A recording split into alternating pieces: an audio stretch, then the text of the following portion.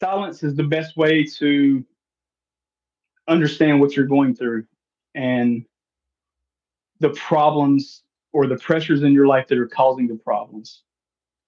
Because it takes absolute quiet and removal of all the pressures around you before you can really feel what's weighing you down. Because if you remove yourself from everything, it becomes obvious pretty quick what you're going to start thinking about immediately is the biggest pressures in your life. What you start spiraling about are your biggest problems, the things you need to fix. The When you walk away from a social situation, the first things you start thinking in your mind as you walk away, when you turn your back, those are your insecurities. All right, and I think we are rolling. All Welcome right. back, ladies and gentlemen. I am here with Keith Barbee, and he is somebody I stumbled across on X, and the algorithm graced me with your presence, Keith, and I kind of got really intrigued with your ideas and some of your posts, and the living universe is what you called your book, and um, introduce yourself a little bit. Who are you, and kind of what are you putting out into the world right now? I'm Keith Barbee. Probably anybody's ever heard of until now.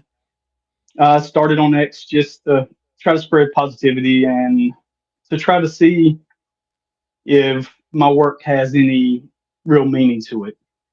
My theory that I got CPDM, composite pressure decay model, I got it after writing the book, thinking about things, seeing the loop. Uh, you can see it everywhere. I've applied it to several things in my writings on X, multiple domains.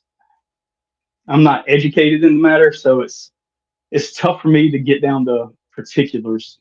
So I have reached out to other individuals for advice, but you So know this how the is system works with that. yeah, oh yes. And so this is a an original sort of, or it sounds like it's an organic idea that you've kind of just been putting together on your, inside your own mind, on your own accord. And how would you, if you were to try to orient me and orient our listeners to Mhm. your system's way of thinking, right? You call yourself a systems thinker. What does that mean? Can you help us kind of orient me Sure. to that? I didn't even know what it was until was just trying to find out why I think differently than others. I try to see things from the the top down instead of from beginning to end. You try to break things down so it's easier to understand. Why did the chicken cross the road? Basically, you don't look at what happens after he crosses the road. You look at the pressures that forced him to cross in the first place. Was it predators? Was it food? Was it mating? Was it just the comfort? Was it warmer over there than it was over here? It's The real answers happen before the action is taken. You Okay, have and to. yeah, no, I think that's start. So you really find yourself into more of a cyclical thinking. Like you've mentioned the loop. Oh, Uh, absolutely. Everything's a loop. The universe is a loop. what does that mean? Help me understand what that means. Uh, it, Everything cycles back. It's just nothing's ever wasted. Everything since the beginning, since the Big Bang, laws were enacted as soon as observation happened. As soon as the Big Bang happened, everything saw each other, and laws were enacted to form stability because everything strives for stability.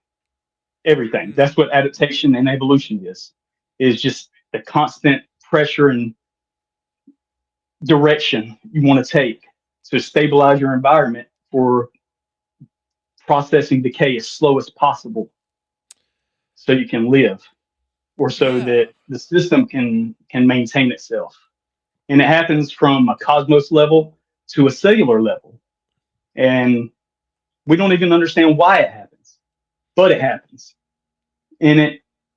And that's just the underlying cause of every system, I believe, is every system, even without intelligence, strives for stability. Okay. Yeah.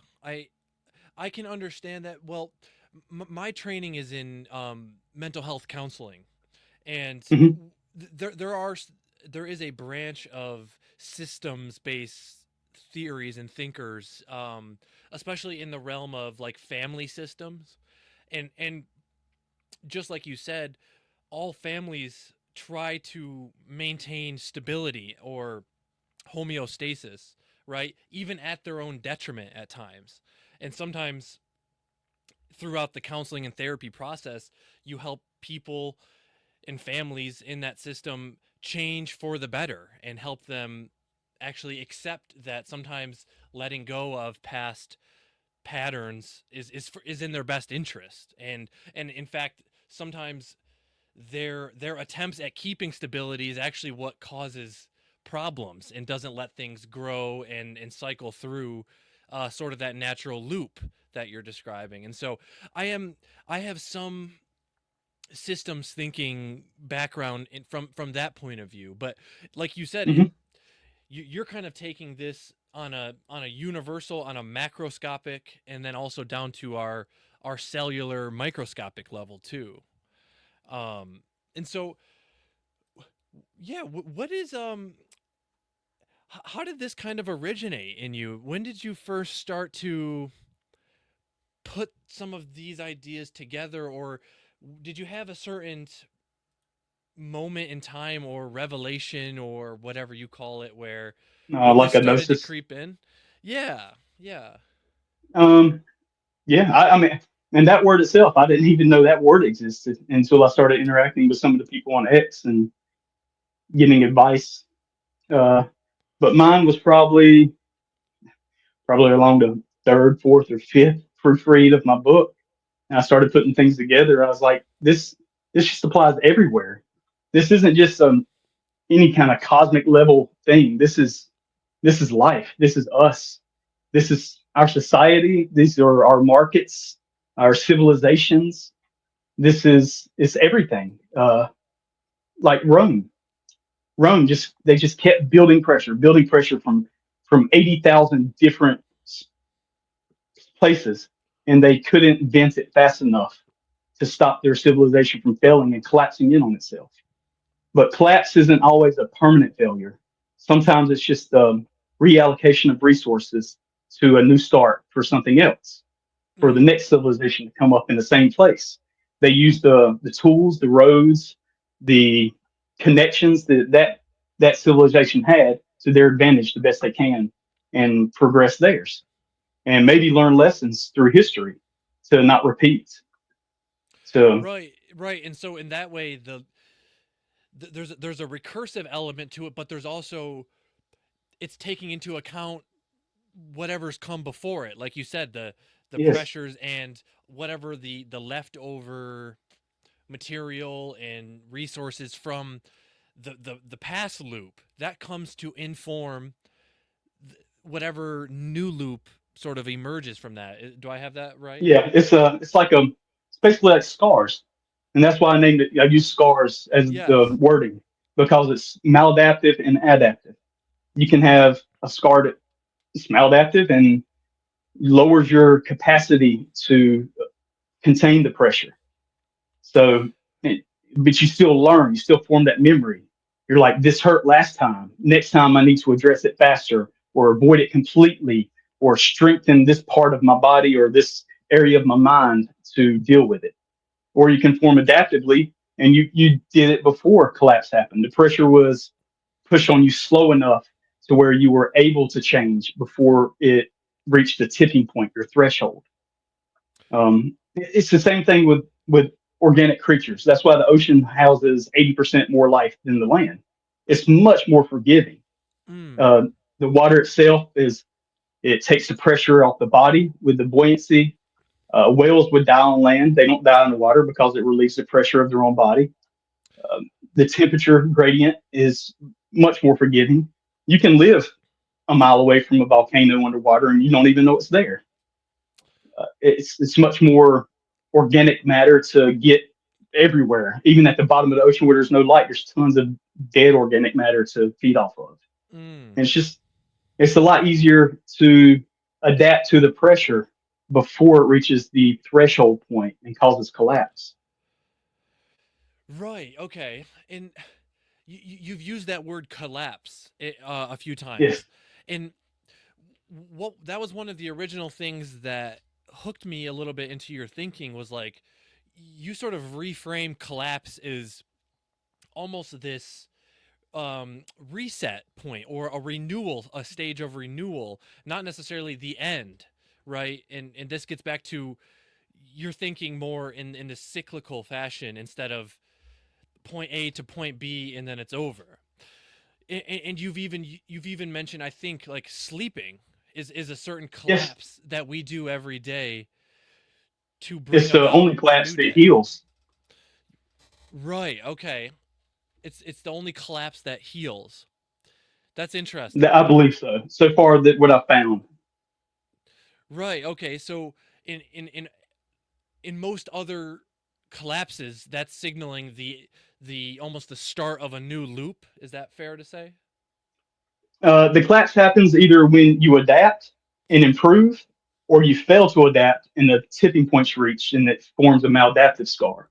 The collapse happens when the scar is formed, either a good or a bad scar in the form of a memory. And a Yeah. memory is not just intelligence with your brain; it's a muscle memory. You got a cut on your arm. Your arm remembers that. Mm, It's weaker there now forever. It will never be the same strength again. Its capacity to withhold pressure is 80% of what it was before, and now you have to adjust for that going forward. You have a new collapse path for that part of your arm, and it works That's with every system. yeah. That's very interesting. I mean, my brain kind of connects that to this idea of like trauma that we have on a Hmm. personal level, like traumatic experiences. Those are those tend to be deeper scars, whether it's emotional, literal, social scars, environmental scars that we experience, and the degree to which that scar happens or that gets inflicted on us, that kind of determines what path we go. I think, and that speaks to our resilience, right? Because Yes, if the and scar your qualia. in our qualia, right? Is that Yes, by that what do you necessarily mean? the the value you assign to the pressures of your life. Some people value money a lot more than others and stress about it a lot more. Some Mm, people stress about family matters more. That's why mental health is nowhere near blanketed the same. It's man, it's left field from shortstop to catcher to a fan. It's a widespread of the same problem affecting people in a wide variety of ways, and that's right. because Okay. of qualia. Mm-hmm. So it's not enough to just say, well, to quantify things and say, well, this happened to you and the same thing happened to you, and so we should expect them to be the same thing. Well, no, the qualia, how much attention and emotional stock that we Hmm. put into those things, that's actually what's going to determine how we respond to it, whether that's adaptive or maladaptive. Is that right? That and that and the intensity and the time frame.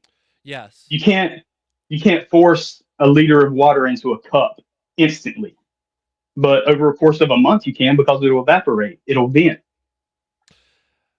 Right. Okay. Interesting. Yeah. No. I see. I see what you're getting at with that. Um. And so, Keith, I'm curious of like, you said like this started emerging to you and dawning on you, kind of the third or fourth proofread through your book. What was your original goal or aim at this project that you've been working on? My original goal was just to do something positive with my time, to not be a passenger in my own life anymore, not just watch it roll by waiting for a problem to show up so I can try to fix it. It was a way of me to get out of my funk, so to speak, uh, and a way to connect with others out there, other people I respected, and other people that needed help like I did and never got it. Because I think I can help people, regardless of my training or education. It's just when you come from trauma and you're able to recognize it and heal yourself, it helps gain a lot of insights. A lot of people don't respect lived experience, but with trauma, it's essential, I think. Mm-hmm.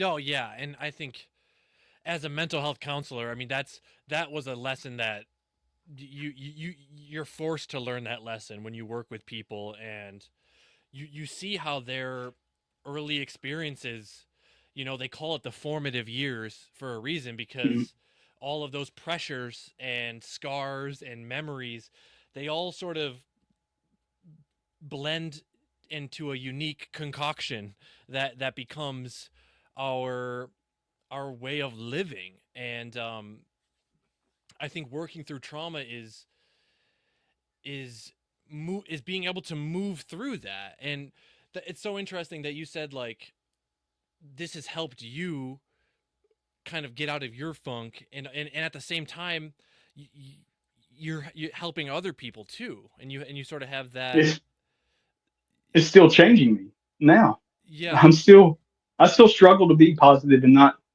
snap at people sometimes. It's a real struggle for someone that sounds like me but has ideas like I have. People people don't want to listen to that. uh could you say a little bit more about that? Like, you You have this, you, you know the yeah, yeah. you know the stereotype for someone that sounds like I do and it comes from the South. And it's stereotypes are there for a reason, of course. But you can't take them to heart. Xenophobia is a real thing. People are scared of differences because that's pattern recognition. That's in your brain. You're supposed to be scared of something that's different because it's different. It Mm. could be dangerous, and it's understandable. And people aren't educated on that, so that's why they keep doing it. And it's just something that people need to be educated on, and it's something that I can do, and I can do easily through memes and just heartfelt replies to people's posts when they're having trouble or going through difficult times. Right. And it sounds like you have a nuanced view about this. Like you said, we're supposed to recognize patterns, but at the same time, you're recognizing your own sort of struggle of trying to, or maybe feeling like there's a bit of a mismatch between what's going on up here and you're in the context of which you were growing up in. Is that fair to say? Oh yeah, absolutely. Yeah, everybody's unique, built perfectly unique. We shouldn't strive to try to be like anyone else because if we are, then what are we bringing to the table? Nobody Right. wants a photocopy of anything else. If I've seen this, I don't want you to hand me another copy of it. Mm-hmm. No, and I think you made a post about, like, or imagine a crystal that's in a shape Oh, never the been gym. yeah, or the gem. Yes, I really like that post, because I think that's true. I think we all have our own selfhood or soul, if you want to call it that, that has a Yeah, unique nature about us, right? And while there, of course, there are similarities, there's nobody that has our unique position in this world true. and our unique Absolutely right. experience. And so I think that is one of the quests of becoming your own person, is kind of accepting it and leaning into it, and trying not to avoid it and dodge it. I think there's a lot of work in counseling and therapy that resonate with that, and helping people become who they are meant to be, to help them And unlock their potentials. I think that that's what's happening in society now, and that's why there's such a harsh fight between the older and the younger generation. Because each generation that comes up, they're more and more positive. It's just it gives you more and more hope for the future. You know, because they just they're unapologetically themselves until they're broken down by society. Yeah. And so when you think of the future, it sounds like there's a bit of hope there. Oh yeah, absolutely. There's always Yeah. hope. Everybody gets better. And eventually, everybody's going to be the same color. Everybody's going to be hairless because we live indoors now. Uh, it's Yeah, just no, it's we're going to get right. dumber if we keep using AI assistants and depend on that instead of trying to educate ourselves. But that's okay too, because we won't need to be smart if we can be tribesmen again. They live just fine. They survived. We got to hear. That's interesting. So you're really viewing that's really part of your loop. Is like Yeah, what you have to comes look up must into. come back down. Is that sort of y- No, no, it's you don't need. It doesn't need to be difficult or have a lot of steps to be successful. Tardigrades aren't. right, They're right. super simplistic and probably the most durable thing ever. Yeah. Hmm. No, I And it think goes for that's an interesting perspective. Yeah. and it goes for us too. We don't have to be complicated to understand each other. We just have to be open. You don't have to agree with someone. You just have to be willing to not stomp on their beliefs. That's it. It's simple. It is. It's I always the phrase like it's simple but it's hard. You know, it is hard to it can be hard to do that to be open and It's to hard not to voice your opinion. yeah, true. And I think, social media and things like that, well, it's very tempting. It becomes very tempting to want to get into to Mm, squabbles and also to ride that line of well, expressing who we are authentically without yes, having a domineering sense of opinion, right?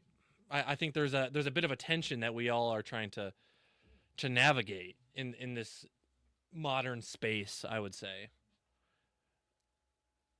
I agree. There's a lot of tension. Everybody wants to get ahead. Nobody wants to be the person working for someone else.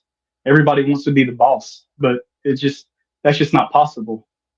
And it wouldn't really be a problem if the mindset was still like it was in the early 1900s, where it was about commitment and family and responsibilities and the company taking care of the employees and the profit they have is fine. Not needing more profit every year, hand over fist, doubling everything, making sacrifices just to meet it. We don't need that. We don't need to keep stepping up our game to improve ourselves above the people that are already better than everybody else. We don't need to be one percenters, two percenters. We could just all live happily together above the standard level. Well, I mean, and that's just the way mathematics work. Is we can't all be the 1% just by nature Yeah. of definitionally. That's true, and I We think don't for a need to lot of strive to be the 1% either, though. right, There's true. there's no point for that. You don't need this overindulgence. You see, yeah, you see it as an overindulgence. I People do. are almost maybe clouding their well, or maybe they're not respecting the position that they're actually in, and maybe they're taking That's better. That's a better way to look at it. Yes. yeah. So in your system, is there a sense of is there a sense of hierarchy, like a built-in natural? No. Does is that necessarily required in the loop? No. It's not at all. The only thing that's required is everybody working towards the same goal. Everybody working towards stability. That's the only thing that's required. Is if you look in nature, if something doesn't add to the stability of the pack, what happens? They're forced out Mm, mm-hmm. because it's not healthy. It's not healthy for that system. It's not healthy for the system below them and above them because it throws everything out of whack. Chaos consumes.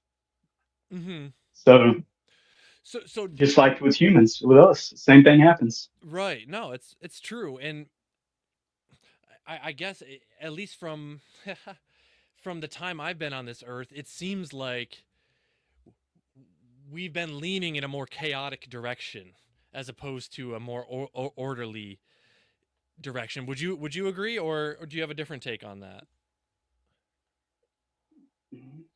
I guess it depends on what you're looking at. Are you looking at like how countries are behaving with each other, how people are behaving with each other, what the news is reporting, what you actually see with your own eyes? Because everybody has their own direction they want to push things.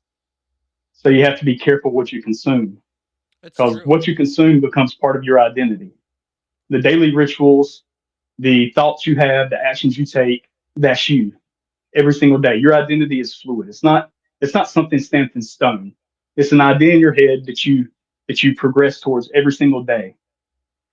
You are the trail of decay left behind you as you process life. Yeah, and I think there's something practical there about, to kind of use your word of pressures, right? We have a degree of choice of what pressures we expose ourselves to, and what sort of ideas and memories that we inflict on ourselves, so to speak.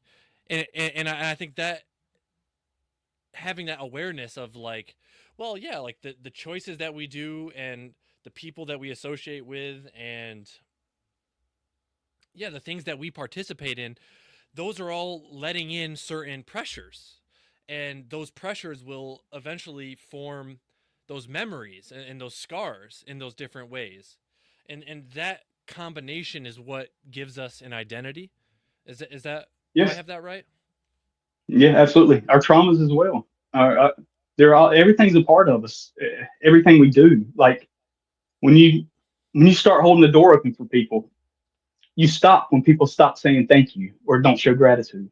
You stop it, and that's how society is heading in some sections, and that's what I want to change. I want people to do it not for replication, just because.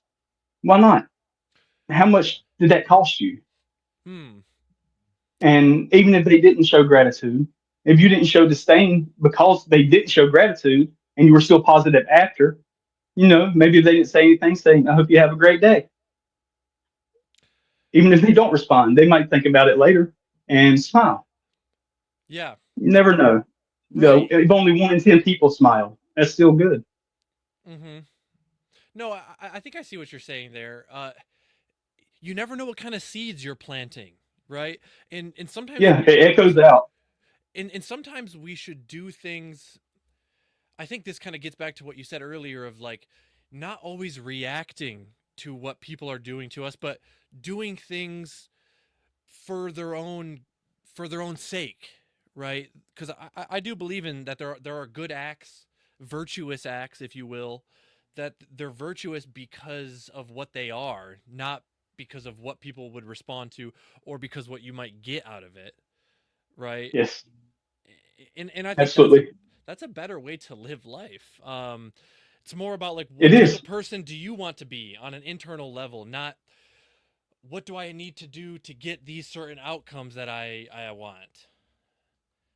Tell me something, Spencer. When you think of two people, one pessimist, always negative, bad mood, just that type of guy, the grunts. Mm-hmm. And then the other person who's overly positive, optimistic, annoyingly so. Those people you say, oh my gosh, just please give me a minute. Now look at their face, look at their age. They're the same age, but which one looks older? Which one looks younger? Which one has more stress of life put on them? It's the negative person Yeah. because they don't vent that pressure. It weighs heavily. And and we say that because we don't understand why it weighs heavily. You know, Mm. so what I made a post. Philosophy is science we don't have frameworks for yet. Everything. What doesn't Yeah. kill you makes you stronger. Of course, because it forms a scar memory and you learn from that memory. Ooh, that's If you interesting. Yes. Yeah. keep pushing, you will succeed. Of course, consistency over time, you will succeed because statistics say so. It's just So It's better to be positive. It's better for your health. Mhm. I mean, is there any other reason to do it? If you want to be greedy about it, just do it for you. Right, right. No, it's true. I think there is a lot of truth in that, and I think the other big thing about that is that might be the one thing we have true freedom over, is our attitude, the attitude that we choose to bring towards any given moment, any given situation, and have I don't. This is in the realm of counseling and psychology. Have you ever heard of Viktor Frankl? I have not, no, sir. He's written this book. It's called Man's Search for Meaning, and he was a guy who went through um, the concentration camps as a Jewish Mm. doctor, and he had this unique perspective because he was trained as a doctor before he got put into the camps. He got to see this.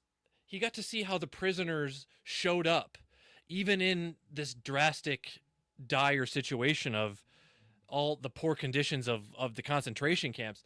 And he even observed that the prisoners who got up every day and had hope that they're going to get out, they're going to go see their family after one day, that they're going to leave this camp and they're going to reconnect with their family. Those are the prisoners that lived to go on.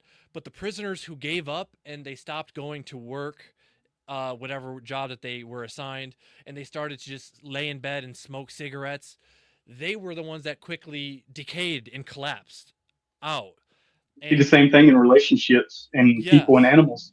yes, and so he made this interesting observation of our ability to give meaning, positive meaning, negative meaning, and our attitude towards life is ultimately sort of at the core of who we are, and that's ultimately what we have freedom over. They can take your physical freedom, they can take your money, your livelihood, your relationships, but that attitude that you choose to bring towards any given circumstance, that's the one freedom they can't really take from you. And so I think And that that speaks. infuriates some people. Oh, absolutely. And I think there are a lot of forces in the world that want to distort that reality for people, whether that's for money, for control, what have you. I think there's a lot of incentives out there to dishearten us as a society. Um, it's it's definitely that way. If the countries could stop worrying about other countries for just a couple decades and just worry about something else, just table it, just put it to the side. Don't fix it. Don't fix anything. Just put it on pause and table it for 25 years. When you bring it back to the table, most of it doesn't even matter anymore because it's all right here, right now, what I need, what I want, and everybody else's opinion on the matter. So it's even more important to me. I love that you bring that up because I work with couples in a counseling setting, and that's a Hmm. technique I do for couples that are high conflict and they tend to nitpick each other. Is you set aside a time to meet about the issues, and instead of kind of drive buying your partner and shooting them with all the issues as they appear, you table the issues and you wait until that Sunday evening when you're together at the dinner table to address them. And the magic part about that is those issues all those issues that you table, they all tend to solve themselves, or they turn out, oh, that wasn't as big of a deal. And wow, how much energy you've just reclaimed in your Yeah, relationship by that's not thinking. adaptation. Yes, right. And so that's just so funny that you bring that up, because I think that's so true in a relational context. And by doing that, you're raising the containment level of all those individual pressures they're having problems with. You're strengthening them. They'll be able to handle more of those pressures from the same person the same way before it triggers them again. And every time they follow that process honestly and without fault, it will keep structuring itself as a foundation and make it stronger. And eventually those problems won't matter anymore. You have to train yourself. It's not something that comes naturally. That's why addiction is so hard. It's Everything's an addiction. Your Mm-hmm. habits are addiction. It's Mm-hmm. just some addictions aren't negative. So people don't look at them as addictions. They just look at them as hobbies. Right. Right. Like yeah, like there's not much difference between me saying I'm gonna play one more tune on the piano versus I'm gonna take one more drink. You know, it's that Yes, same absolutely. sort There's of not reinforcing. the same Yeah, right, mentality. right. No, that's so true. Um, See, I think this is so cool because um, a lot of the stuff in I didn't get a chance to fully go through your book, but I kind of I skimmed through it, and it sounds like you're trying to bridge and see the parallels from physics, the cosmos, all the way down to our psychology and our lifestyles as well. And I find That's the that crazy thing. yes, and I think just that fact alone of how much there is a parallel to these mechanics in the universe, like between ourselves and the outer world, I think that is just so cool to kind of map that out. And that was part of the reason I've been drawn to your work here. If you ever get a chance, go through my highlights on my X page. Man, I can't tell you how many domains I've put my framework into. I've went into cancer, regeneration, evolution and adaptation of snails and camels, uh, markets, civilizations, weather, PTSD. Man, music was my latest. I'm Mm-hmm. currently working on one for metal to show how metal fits into the framework as well. Working on paper for qualia to try to explain how qualia works with the system. It, my framework is it's insane to say because nobody says it. My framework is cross domain. It fits. It's falsifiable, and I've tried to make it that way because I'm not trying to sell a fantasy. I'm trying to see if I'm right, Mm. and I know I'm not smart enough to figure out if I'm right about all these domains.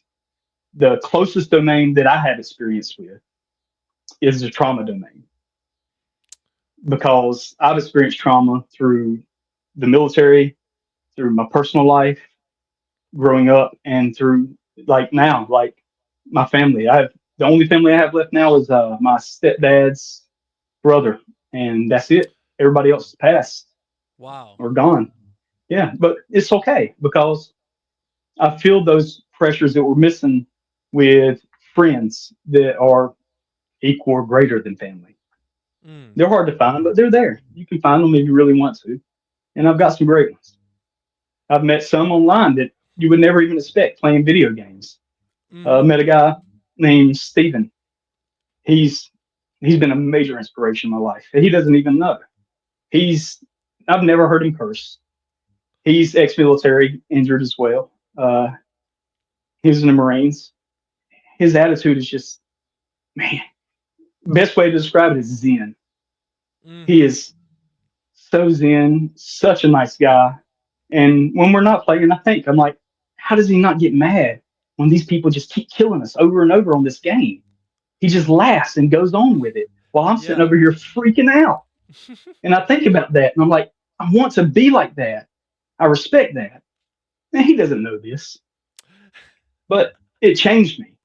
And I've known him for about 10 years now. Mm-hmm. And as I got to know him, I found out his grandmother lives literally 8, 9 miles down the road. Oh. So now he has somebody that can check in on her anytime he needs it. Oh, that's But it's how just wonderful. interactions Yeah. like that that can change your life. You don't even know. Yes. I think that is there's an important lesson there of And I know I'm all over the this. place. I'm sorry. No, Just no, no, one thing leads no. to another. I have a thought. Oh, Keith, I mean, I'm with you too. I mean, I tend to be like that. But what's there's a lesson there about we're never doomed to our whether it's an upbringing, a traumatic event. We're never life is never that static. There's always we're always turning the corner on the loop. There's always you know what I mean, and you just never know what one action is going to spread in terms of your the Yeah, you don't. pathways and the doors that open. You just don't. And that is why I think that is partly why I've gotten into this improvisational approach to living life, is to, instead of trying to plan everything with certainty from point A to point B. And I think this fits in with the systems based thinking.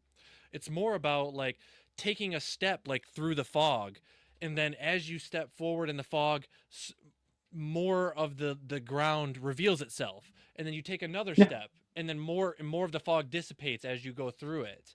And I think that's you a can't. more empowering way of living, because life is full of surprises and unpredictability. And so It is, and some of them are pleasant. You want to stop and enjoy it, mhm. and your plan doesn't allow for that if you try to make your plan too advanced. Yes, it's so true. And you never know what opportunities you might be missing with a one track mind, or getting tunnel vision is what I call it. Yeah, putting on the um blinders. Putting on the blinders. So Keith, I mean, not to get into super detailed about trauma, but it sounds like you like you said, you've had some traumatic experiences, and that's a domain that's close to home for you. Hmm. For our listeners that may also have had their own trauma, like, I don't know, have you come across any, what are some important lessons or concepts, or what are some of the most important things that you've learned through your living and experience, through your It, lived experience of trauma? Silence is the best way to understand what you're going through and the problems or the pressures in your life that are causing the problems. Because it takes absolute quiet and removal of all the pressures around you before you can really feel what's weighing you down. Because if you remove yourself from everything, it becomes obvious pretty quick what you're going to start thinking about immediately is the biggest pressures in your life. What you start spiraling about are your biggest problems, the things you need to fix. The When you walk away from a social situation, the first things you start thinking in your mind as you walk away, when you turn your back, those are your insecurities. Those are the things that you need to get out of your head because you shouldn't even worry about it. You've already turned your back. You're walking away. The social situation's over. You don't even need to worry about what happens after you leave. Mm. It, and if there are people in your life that don't respect you and celebrate you, they're not for you. You don't need people. If it means your circle has to go to one, you don't need anybody in your life that's not going to pick you up on your shoulders for the smallest things because that's how you build confidence. All the small steps. You can't make a building without foundation and then the scaffolding around the foundation to help. One person can't do it all. You have to have inspiration, guidance, or help. Something. There has to be at least one person that gives a damn, you know? Mhm. And that's why And some people have to go to therapists because for mhm. some people that's the only person that cares. Mhm. And that's horrible. The it is, but I mean, it is, but it isn't because they're trying to get help, so they're caring for themselves. well, but again, it's one of those things where, okay, you might go, and I've helped clients see this, of like, maybe I was sort of that one person who could give a damn about their life, and that sort of acted as the springboard. They might have hit rock bottom, but through our interactions, we've helped them kind of launch themselves back out. And like you said, you never know who you're going to meet and start to recollect and reclaim that foundation that may have Yeah. been lost. I want to just touch That's back on why that positivity is so big. yeah, I want to touch back on that silence thing. Is that, is what you mean by that, like, when you say like achieving silence, is that like cutting out the things that are distracting you or placating you, whether that's drugs or alcohol, or video games and smartphones and social media, like reducing all of the external things that are kind of adding noise inside of you and preventing you from getting to that baseline silence of what's really emanating inside of you. Is that a way to? Is that fair to say? Basically, like, go rent a room for the weekend, take a journal with you, and just do normal stuff. But every time you think about something that's not part of what you're doing right then, write it down, and then just close the book, put it offside, and then when you think about something else, write it down, and then look at your list. How many times did you think about X, Y, and Z? The one that you thought about the most, that's the biggest pressure in your life that you're concerned about. And then you have a list, like you have a list of all the things in your life in order of your qualia, your pressures, of Mm-hmm. what's most important to you or what's bothering you the most. Maybe not the most important. Maybe it's a car issue or a money issue, and that's bothering you. But you'll know because that's what's going to keep popping into your mind one after another as long as you're not distracted by something. Because priorities of life can distract you and let the pressures go unseen until they reach their tipping point and you snap or trauma occurs. Mm-hmm. That's, I mean, I don't know if you've ever looked at it, but trauma is positive and negative. Mm-hmm. Nostalgia and PTSD are like two sides of the same coin. It's just Yes. one we visit all the time and it wears down. It's not as strong. And the other we don't visit, so it stays sharp and hurtful. It's tough. No, I You have to yes. dance around the edges and map it out and make a plan, never actually touching it, just looking at it from a distance.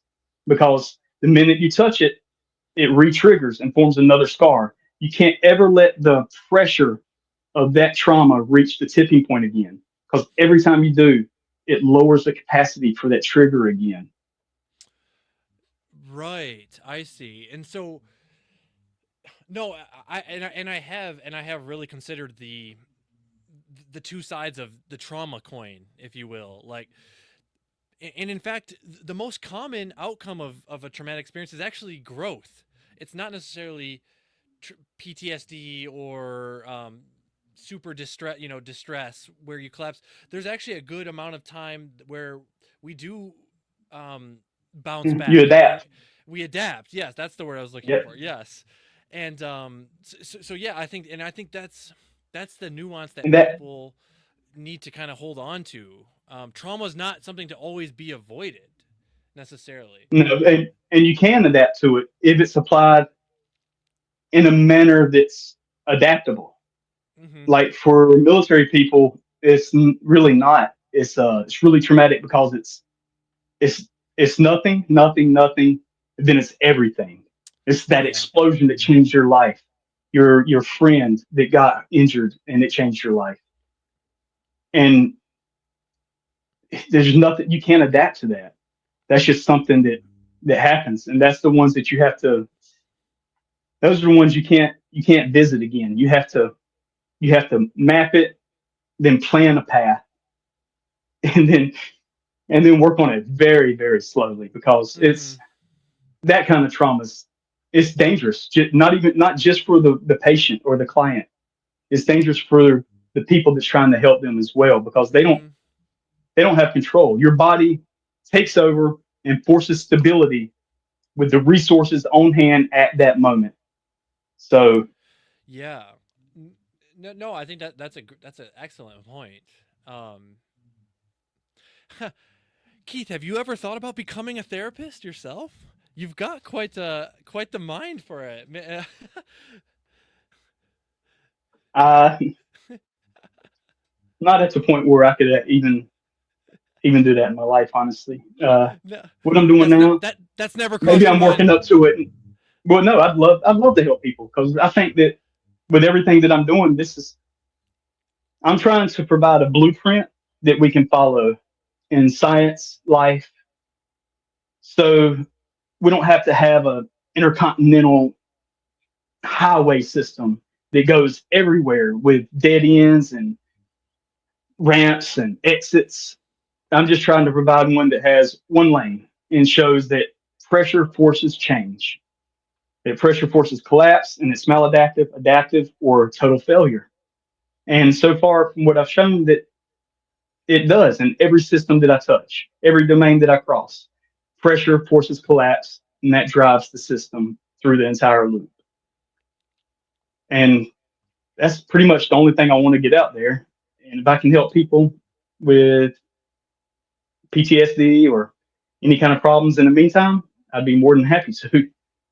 But I'm Yeah. not sure if I have the qualifications to start doing something like that. N- I don't. no, yeah, I don't want to be blamed for a failure. You know what I mean? Because eh, I believe my way is the right way because that's what's healed me. mm-hmm. So it's hard to see a different perspective that works better. But if it does work better, then I'll take it. Yeah, right. I mean, it sounds like you're open to, I mean, like you said, it's falsifiable. Like you're not trying to be right. You're just trying to figure out No, what reality. You're trying to really map out how reality works. I'm It not. sounds like. Yes, I'm not. I want to make it better for everybody. I want it to be easy for everybody to understand. Anybody can go to my page on X and see the stuff that I write and understand it pretty easily with the wording that I choose. Academics don't appreciate the wording too much, but they've told me as much. But I can't change it. If I did, it wouldn't be mine. It would be something else, and it wouldn't make sense to me. Mm-hmm. I mean, I to me that's one of. I think it's refreshing in a way. Going through some of your work and the the parsimoniousness of the conciseness, the concreteness of your work, because I think you're dealing with truly abstract conceptions, but like you said, you're providing this highway down to earth, down to practical matters in a lot of sense, and that's kind of what also made me made your work compelling to me. Is I mean, I'm a fan of that, and maybe that's part of my improvisational, resourceful nature. But I really, to me, I don't like getting lost in total obscurity, and sometimes I find myself doing that, and so I just want to say, like, I found your work rather refreshing, and I think Thank you.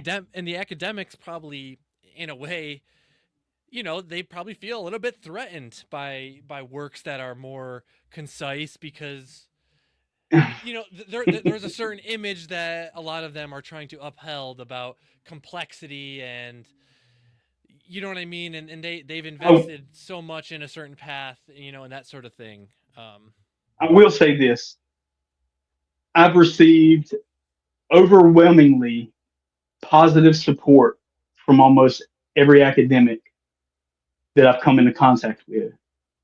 And it would be better if the social structure wasn't the way it is with gatekeeping.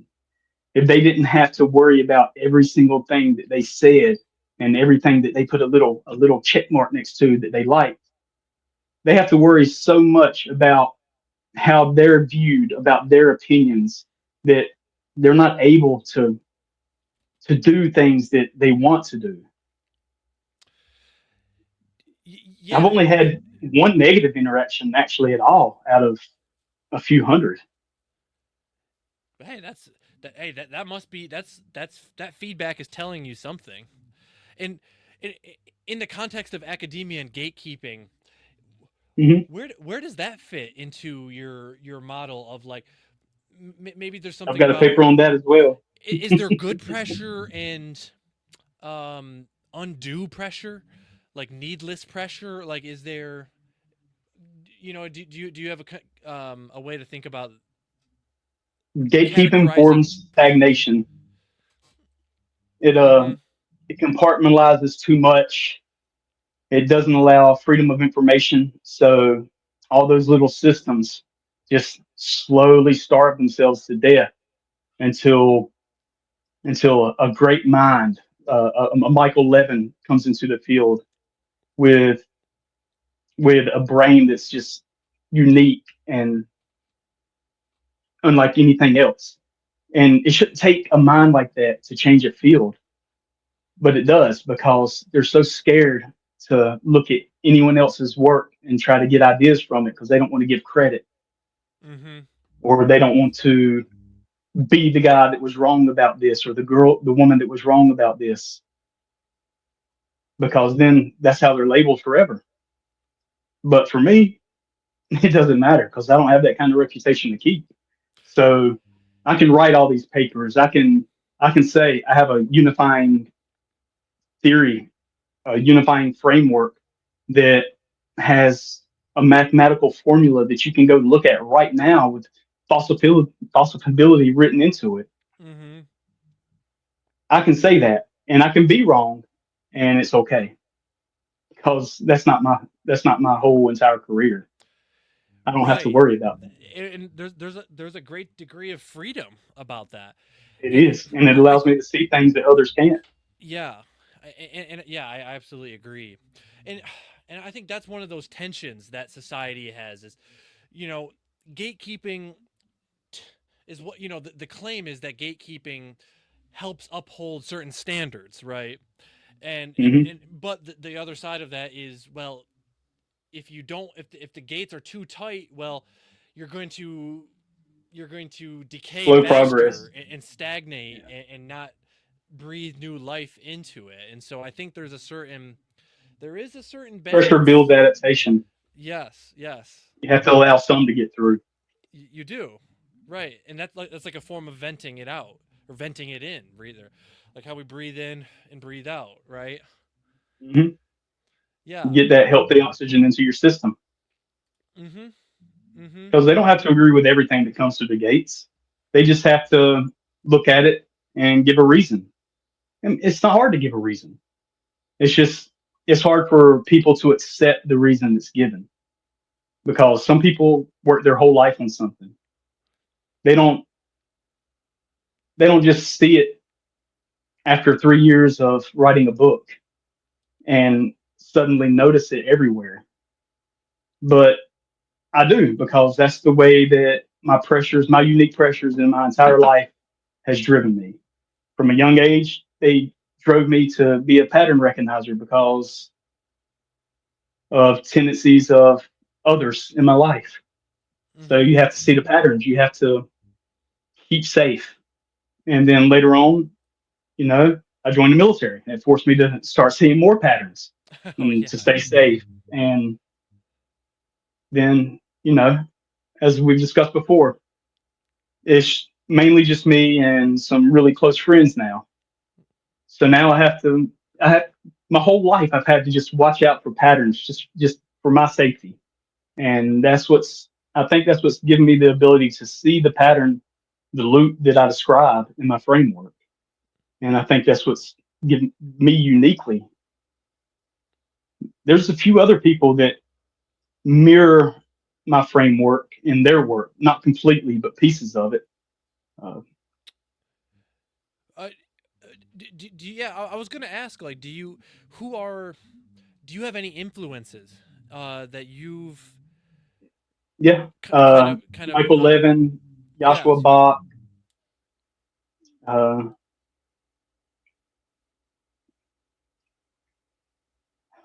I can't.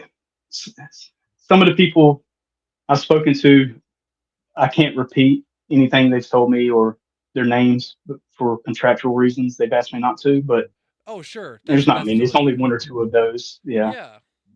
but yeah, just and just the people you see on TV all the time. Neil deGrasse Tyson, Elon. Jesus, I mean, that man's trying to revolutionize everything, and that's great. We need somebody like that. Like we discussed earlier, that's what we need the 1% to do. Mm. We need them to focus their their power and their influence into something positive for everybody because they can change the world so easily for them Yeah. just from their influence.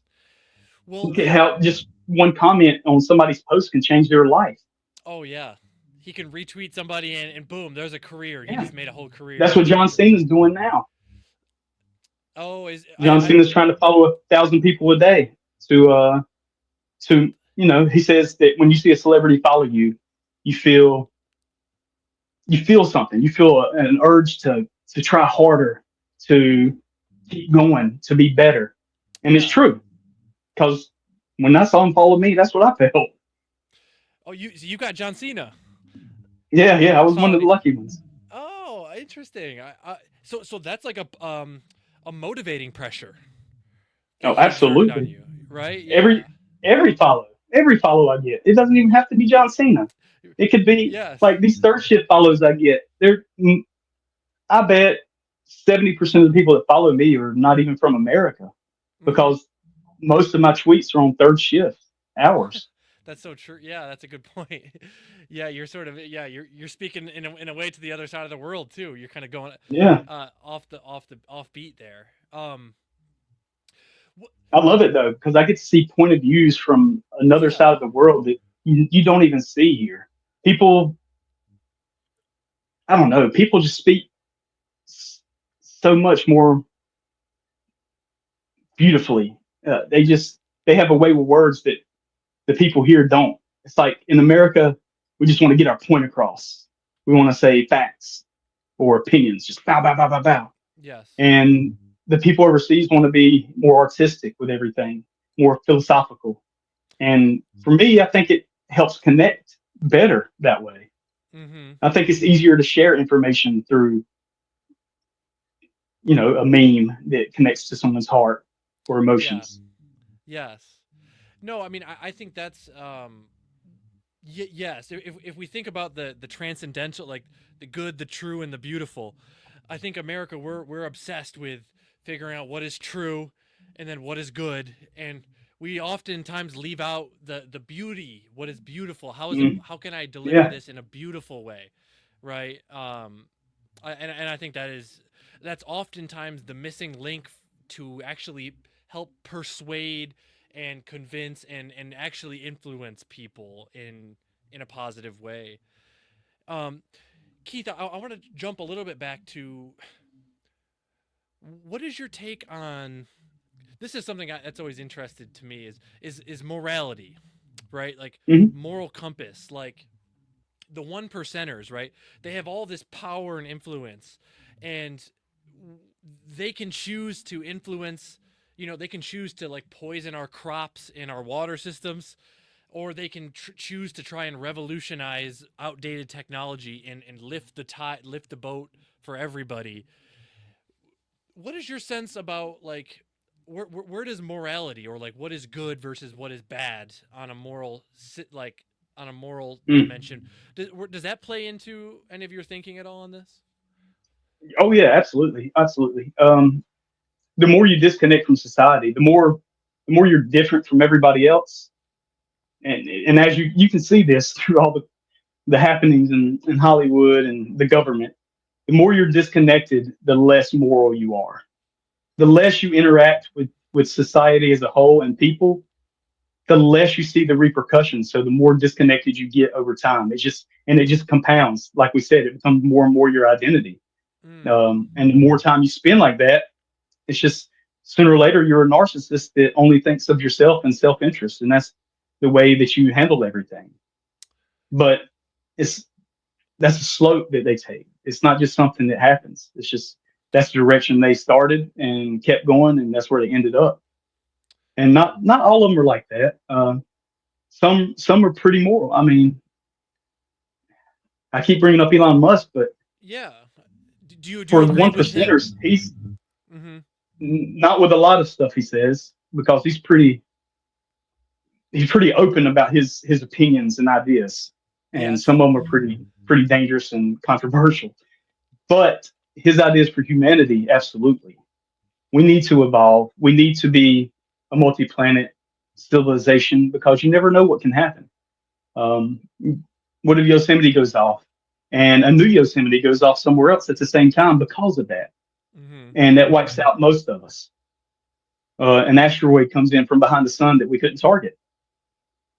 You never know what could happen. Yeah. A virus, a plague, um, a unbalancing of the ecosystem from us alone is tearing havoc. Right. But So the it world sounds will like fix itself from that. Right. I mean, well, the world's always going to adapt, and it's always Yeah, going to. we can't apply enough pressure fast enough to collapse the world. It will kill us before we kill it. Yeah, that's an interesting take. And so on the concept of morality, you tend to you connect that to, well, how connected we are to the feedback loop of the culture and society that you're a Mhm. part of. And I just find that interesting because they say, like, we're becoming more lonely as time goes on, and we start to isolate ourselves into our technology, um, instead of using technology maybe in this way of, like, connecting with people. And I think it probably plays into this notion of, well, I think it is easier to be a little bit more narcissistic when you don't have that social feedback, and you're not giving yourself the pressures of the pressures you're not receiving the pressures back from the pressures that you're putting out, right? Yeah, And I think that that does definitely inform. I can see what you mean by that. Yeah. Okay. um if you can't see what you're doing daily, then what kind of impact does it have? What kind of impact does it have when someone comes to your door, knocks on it, and says, "Hey, can you sign this waiver for the homeless in Ohio and to get them homes?" You're like, "Oh yeah, of course I'll sign it." Then when do you think about it next? oh, you're But if they yeah. came to your house every other day, a different person with a new signature, you think about it a lot more because you'd either put up a sign to keep them away or you try to help out more and make it an issue that you wanted to tackle. Mm-hmm. It would become something that would, become part of your new identity. Yeah. The guy with the sign on the door or the guy that helps with the homelessness, but only because the pressure was applied to you. Mm-hmm. And there's this saying in I don't know why this came to mind. There's this saying in songwriting and music that repetition Mhm. legitimizes. When you repeat a musical motif, that legitimizes it to the ears of the listeners, and it becomes more impactful, more important, because you're kind of applying that same pressure, right? And you're looping back Yeah. to that same pressure, and so it impacts our It memory that much reinforces harder. itself. Yes, right. And so yeah, I think that's an interesting way to view it. Okay, Keith, before we wrap up here, I'm curious of, you mentioned video games. What do you like to do Oh for yeah. fun? Sort of outside of Uh, work, outside of um maybe digging deep into your research and that sort of thing. What do you like to do for fun and recreation? uh, in order is probably video games, kayaking, fishing, and golf. Are probably the four biggest things I do. Okay. Occasionally, I'll try to go paintball or go play disc with a friend. Like frisbee disc? Yeah, yeah, disc golf. He he, Oh, he disc loves golf. playing it. Oh, okay, yes. What's funny? I was walking in the trails, in my local trails, and Hmm. there was a random disc somebody left behind, because there's a disc golf kind of, and so I picked it up, and I've been starting to kind of, sling some shots myself. I've never done that before, but it was a pressure I accepted into myself. I was like, I'm gonna take this. Uh, It's pretty fun when you throw 100 bad ones, just like regular golf. You throw 100 bad ones, but when you throw that one perfect throw and it comes through and it arcs, it comes back and it lands 250 feet away, you're like, that was great. I'm gonna remember yes, that. yes. There's some, yes, that one. Yeah, it sits with you. What kind of video games are you into? Uh, First person shooters, RPGs, puzzle games like Zelda and stuff like that. Yeah. And of course, Pokemon. Ooh, okay. Classic. Um, any League of Legends? No, no, I never. I had some friends really big into League of Legends, but not Yeah. me. My friend Steven was big into League of Legends. Okay. Yeah. Yeah. I got the League of Legends bug. I also got the RuneScape bug back in the day. That was a big I one. had EverQuest and WoW Oh, back in the day. yes. Yeah. Yeah. What do you find? What kind of value do you find from engaging in those? And how do you sort of Oh, vent release, pressure release. Vent release, yeah. Yeah, and like it relieves a lot of pressure just to disconnect and go into a new world. It's not even the same world anymore. It's just everything you were worrying about before. It's not even in your mind. It's Mm. just it's a good way just to let it naturally just dissipate slowly, and it works. But you can't take it too far because the game will quickly tip your pressure points as well. Well, right. So is it Too like much of a good thing. well, exactly. So, you can use video games or kayaking or whatever to vent, Hmm. vent your pressures from your everyday life. But then if you keep going, it's going to eventually loop back around and start creating new pressures inside of you. Is Yeah, that you is that have the way to kind of think eighty about it? thousand. Yeah, you have 80,000 jars in front of you at any given time of everything that you partake in daily life, knowing or unknowing. Um, your video games, your bills, your job, your family, your neighbor that likes to play loud music or whatever. You have all these jars, and they're always there. They never go away, even if they remain empty. Once they once they impact your life, they become part of your identity, no matter how far back it goes. That neighbor that threw a rock at me when I was a kid, that's part of my identity. I remember because every once in a while my eye hurts because sand got in it from it. But I remember that. But that's a jar that's there. That jar is empty, but it's there forever because that's part of my identity. And the video games is another jar. Each game's a different jar. Each part of the game is probably a different jar. And those jars fill up as you're playing, even though the other jars are empty. You just have to try to balance it so none of your jars reach a tipping point before you can adapt in a good way to it. Right. What is the where did you get that number of jars? 80,000. Oh, it's nowhere. I just made it up. Oh, I okay. think I I said 800 in a post before, so I think this time it's just the eight stuck in my head. So I said well, no, okay. 80,000. That's what I was wondering because you did comment and you said we all have 800 jars of various sizes and capacities. Yeah. Oh, And yeah, at your any post. That's right. yes, it was my post. Yeah, that's and at any given time we have to assign different values and an order of urgency.